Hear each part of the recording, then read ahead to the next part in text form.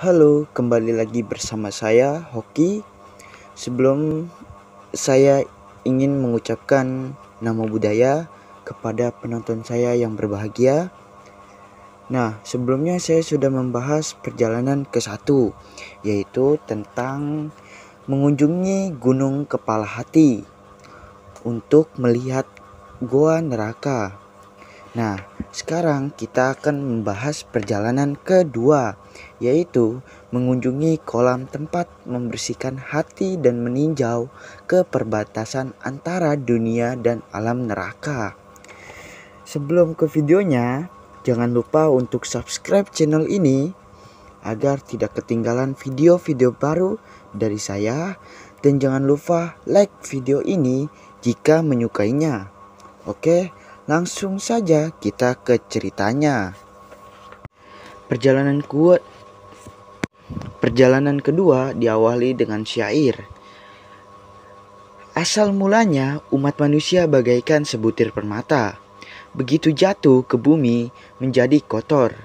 Apabila umat manusia dapat membersihkan diri untuk kembali menjadi suci dan murni seperti asal mulanya, maka umat manusia bisa pulang atau kembali ke surga. Pada waktu itu terbukalah mata suci mereka dan dapat melihat keaslian dari diri mereka. Tiba di kolam pembersihan hati, Yang Seng berkata, "Mengapa hari ini saya diajak kemari? Di depan ada sebuah kolam besar. Airnya sangat tenang, tidak berombak dan berwarna biru langit. Dan di dalam air itu timbul tulisan 3 huruf, Queen Ki C, kolam pembersihan hati." Buddha Cingkung menjawab, "Kemarin dulu, sewaktu kamu mengunjungi alam neraka, kamu memakai badan dan mata manusia biasa. Maka keadaan dari alam neraka yang bisa kamu lihat sangatlah terbatas. Hari ini saya mengajak kamu datang kemari agar kamu dapat turun ke kolam itu untuk mandi. Setelah membersihkan badanmu dengan air di kolam itu, secara alami mata duniamu akan berubah menjadi mata dewa, dan kamu dapat melihat dengan jelas semua keadaan di alam neraka."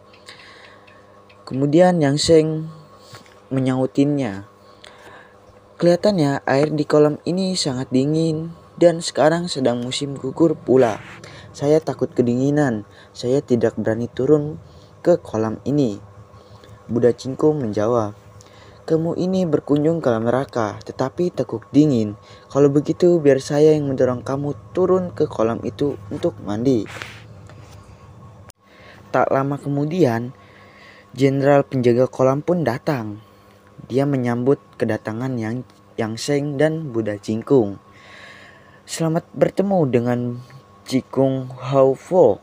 Tadi saya melihat Buddha Cingkung mendorong seorang manusia yang datang dari alam manusia masuk ke dalam kolam ini. Saya tidak mengerti maksud dari Buddha Cingkung." Buddha Cingkung menjawab apa maksud dia mendorong Yang Seng. "Oh jenderal, kamu tidak tahu, umat manusia dunia zaman sekarang benar-benar telah melupakan diri mereka. Badan mereka penuh dengan kotoran debu duniawi, sehingga hilanglah sudah sifat asli mulia mereka yang suci. Hari ini saya mendorong manusia biasa ini ke dalam kolam. Maksudnya adalah untuk membersihkan sebutir permata agar bebas dari kotorannya dan dapat menjadi murni kembali." Jenderal penjaga kolam akhirnya mengerti apa maksud Buddha Cingkung. Di sini Yang Seng sudah tiba di alam neraka. Dia bertanya kepada Buddha Cingkung, "Jalan ini mengapa begitu banyak debu dan angin bertiup dengan sangat kencang? Sewaktu saya berjalan rasanya seperti mau jatuh." Buddha Cingkung menjawab, "Ini adalah daerah perbatasan antara alam manusia dan alam neraka." Nah, Yang Seng bertanya lagi, "Oh, di sana kelihatannya banyak orang yang berdatangan dan banyak di antara mereka yang sedang menangis." Buddha Cingkung menjawab, "Mereka adalah para roh yang baru meninggal jasadnya. Mereka barusan tiba di alam neraka." Nah, Yang Seng bertanya lagi. Di depan ada sebuah papan nama dengan tulisan 3 huruf, Yin Yang J. Tempat apa ini? Buddha Cingkung menjawab, ini adalah perbatasan antara alam manusia dan alam neraka. Penjabat alam baka menyambut kedatangan Buddha Cingkung dan Yang Seng. Nah, karena waktu sudah habis, maka mereka berdua kembali ke alam manusia. Di sini Buddha Cingkung mengingatkan umat manusia bahwa hawa nafsu dapat menembus pikiran yang keruh dan pikiran yang tidak dilatih. Bagai hujan yang dapat menghembus rumah yang beratap tipis, hawa nafsu tidak dapat menembus pikiran yang jernih dan pikiran yang telah dilatih. Bagai hujan yang tidak dapat menembus rumah yang beratap baik. Yang Seng, saya berharap kamu dapat mengingat hal ini dengan baik. Nah, untuk perjalanan kedua sampai sini. Nah, sini saya akan melanjutkan perjalanan ketiga, mengunjungi perbatasan antara alam dunia dan alam neraka. Nah, di sini Yang Seng bertanya, saya mau bertanya, Yin Yang J ini tempat apa? Penjabat alam neraka menjawab, Yin Yang J adalah daerah perbatasan antara alam manusia dan alam neraka. Tetapi tempat ini lebih dekat ke alam neraka. Setelah umat manusia meninggal, rohnya mereka akan datang kemari untuk mendaftarkan diri di kantor ini dan menyerahkan berkas-berkas data diri dari dunia. Setelah selesai mendapatkan diri, mendaftarkan diri, menyerahkan bagi roh yang banyak berbuat kebajikan sewaktu masih hidup di dunia akan diajak oleh dewa jasa atau pahala untuk meninjau ke pengadilan alam neraka. Bagi yang tidak mempunyai jasa kebaikan atau pahala akan dikawal oleh pengawal alam neraka, yaitu si hitam dan si putih untuk masuk ke dalam pintu hantu dan dikeserahkan ke pejabat pengadilan tingkat pertama untuk menunggu sidang di sana. Di sini Yang Seng bertanya, berkas-berkas data diri dari umat manusia sebenarnya ada berapa? Pejabat alam neraka menjawab, umat manusia memiliki 3 berkas data diri. Berkas asal dari surga adalah tempat asal-usul kelahirannya. Bisa juga disebut berkas dasarnya. Berkas titipan tercatat di dunia. Berkas akhir berada di pengadilan alam neraka. Apabila seseorang telah meninggal dunia, berkas-berkasnya akan diproses. Apabila sewaktu masih hidup di dunia, dia tidak berbuat jasa atau amal kebaikan, malahan berbuat kejahatan, maka disebut balik ke alam neraka dan bukan balik ke alam surga. Alam neraka ibaratnya seperti markas kepolisian atau orang yang berdosa, yaitu tempat untuk memberi hukuman kepada para penjahat atau orang yang berdosa. Alam neraka bukan tempat asal mula dari umat manusia. Maka itu, sewaktu masih hidup di dunia, umat manusia harus banyak menjalankan amal kebaikan, yaitu melaksanakan bakti, sila, dan dana, agar dapat kembali ke tempat asalnya atau kembali ke kampung halamannya, yaitu surga.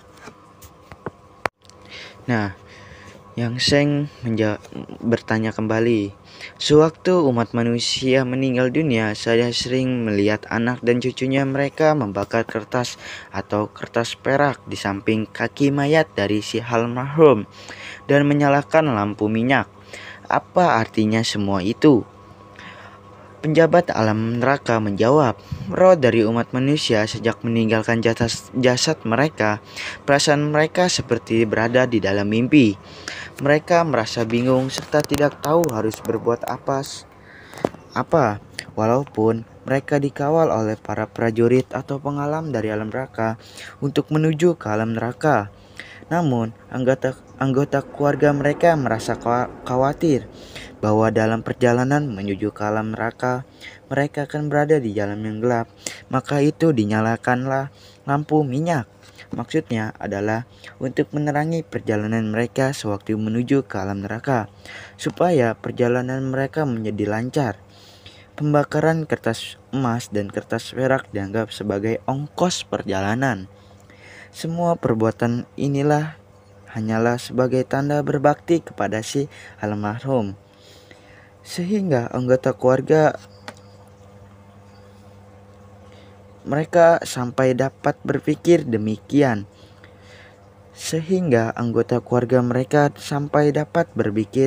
demikian. Sesungguhnya perjalanan ke alam neraka tidak usah dibayar, sudah pasti akan diantar sampai di tempat. Apabila sewaktu umat manusia itu gelap, artinya sering berbuat jahat. Walaupun diterangi sebanyak apapun lampu minyak, tidak akan ada gunanya. Yang Sheng bertanya, sekarang di dunia sudah pada maju, kehidupan sudah mencapai tahap yang tinggi dan modern. Apabila orang tua mereka meninggal dunia, anak dan cucunya akan membakar rumah yang besar dan pesawat televisi, lengkap dengan segala macam perabotan yang terbuat dari kertas untuk dikirimkan kepada leluhurnya di alam neraka. Apakah semua pembakaran dari persembahan ini akan diterima oleh para leluhur mereka di alam neraka? Pejabat alam neraka menjawab, umat manusia di dunia pikirannya terlampau polos, seperti anak kecil. Sewaktu para almarhum masih hidup di dunia, ada yang tidak memiliki SIM atau surat izin mengemudi. Begitu mereka tiba di alam neraka, bagaimana mereka bisa mengemudi mobil? Lagi pula, jalan-jalan di alam neraka itu kecil dan sempit, dan hanya untuk para pejalan kaki. Jika para roh disuruh mengemudi mobil, mereka pasti akan mengalami kecelakaan. Lagi pula di alam neraka tidak tersedia pom bensin atau perusahaan listrik.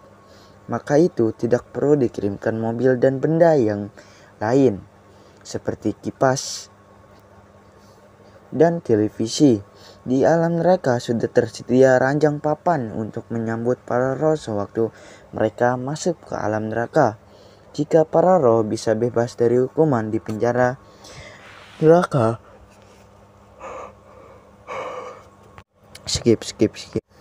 Jika para roh bisa bebas dari hukuman di penjara neraka, itu pun sudah syukur. Masih berpikir untuk bersenang-senang.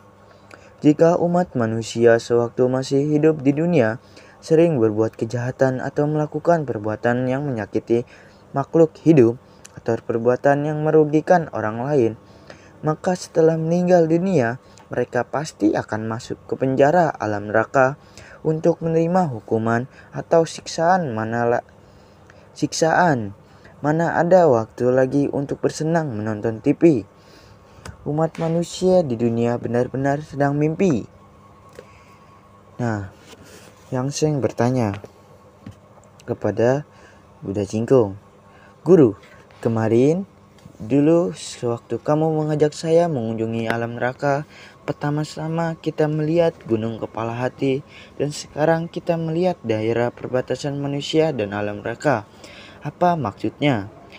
Guru Jingkung menjawab, baiklah, sekarang kamu ikuti saya dan saya akan menjelaskan kepadamu agar kamu mengerti. Pejabat, kami minta permisi dulu. Nah, untuk perjalanan ketiga sampai sini saja. Saya akan melanjutkannya perjalanan keempat. Nah, untuk satu video ini hanya berisi 2 perjalanan saja. Untuk itu, saya akan mengakhiri dengan perkataan Namo Buddhaya dan terima kasih kepada yang sudah menonton. Dan jangan lupa untuk subscribe video ini dan like dan komen di bawah. Oke, terima kasih. Saya mengundurkan diri. Permisi.